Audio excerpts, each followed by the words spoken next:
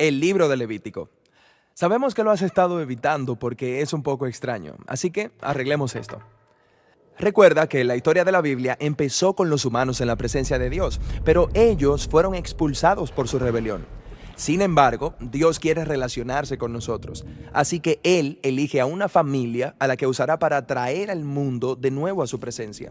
La presencia de Dios viene a morar en una tienda justo en medio de Israel. Eso es genial. Pero se crea un problema. Por ser tan intensa, Moisés no puede entrar, y los otros sacerdotes que entran de manera inapropiada mueren. Pero espera, si la presencia de Dios es buena, ¿cómo es que de repente es peligrosa para la gente? Piénsalo de esta manera. La presencia de Dios es como el sol, es puro poder y bondad.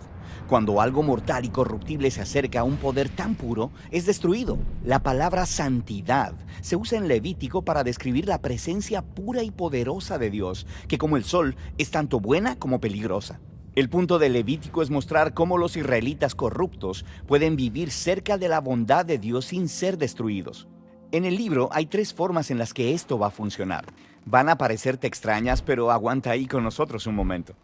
La primera son los rituales. La segunda es la idea del sacerdocio. La tercera es un conjunto de leyes de pureza. Este libro está dividido en 7 secciones. Cada solución es desarrollada en 2 secciones del libro. Los rituales están aquí. Los sacerdotes están aquí y las leyes de pureza van aquí. La primera solución, los rituales, involucra muchos sacrificios de animales.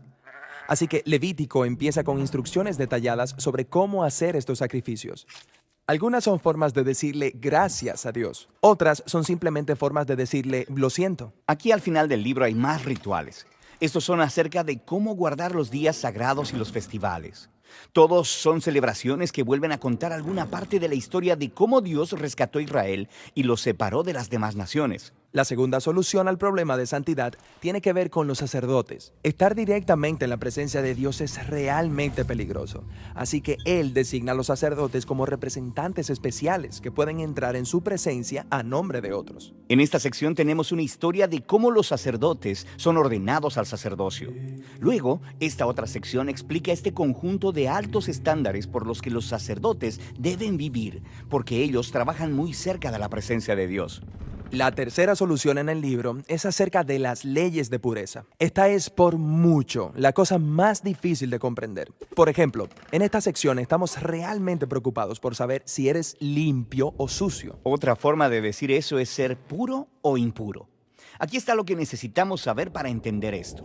Cuando estás en un estado puro, puedes estar cerca de la presencia de Dios. Cuando estás en un estado impuro, no puedes. Así que era realmente importante para los israelitas saber en qué estado se encontraban en todo momento. La primera cosa que tenemos es una lista de animales puros e impuros. Esta lista de animales está dividida según el lugar en donde viven, en la tierra, en el mar, en el aire. El texto no explica por qué ciertos animales son impuros o por qué tocarlos o comerlos te hace impuro. Sin embargo, lo que es claro es que evitando estas criaturas, separará a Israel de los demás pueblos. Les recordará que la propia santidad de Dios debe afectar cada parte de sus vidas, incluyendo lo que comen. Después de las leyes de comida, encontramos muchas reglas aleatorias sobre cosas como enfermedades de la piel, tocar cuerpos muertos, qué hacer con los fluidos corporales.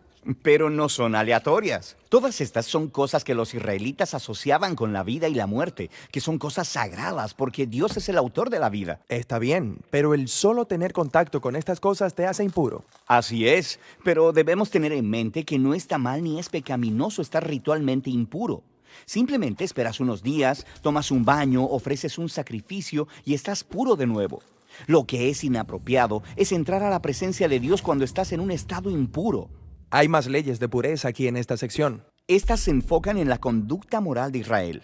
Estas son leyes sobre justicia social, relaciones saludables, tener integridad en el sexo. Vivir bajo esas leyes hará de Israel un pueblo moralmente puro que puede vivir cerca de la presencia de Dios. Esas son las 3 soluciones. Probablemente notaste que rodean el centro de este libro. Es ahí donde encontramos un ritual realmente importante llamado el Día de la Expiación.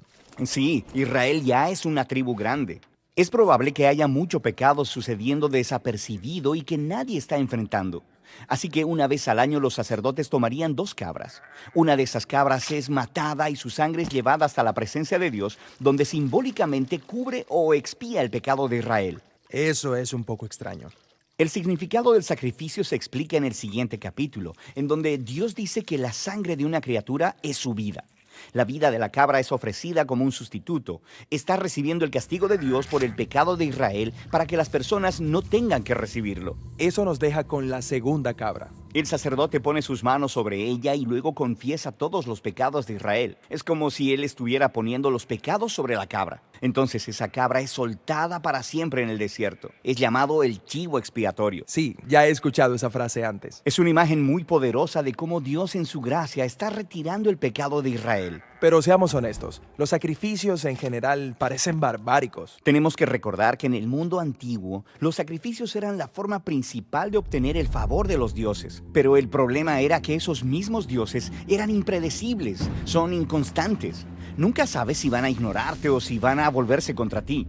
En ese contexto cultural vemos que el Dios de Israel es completamente diferente. Él sí se enoja por la corrupción humana, pero nunca es arbitrario, y él ama a las personas.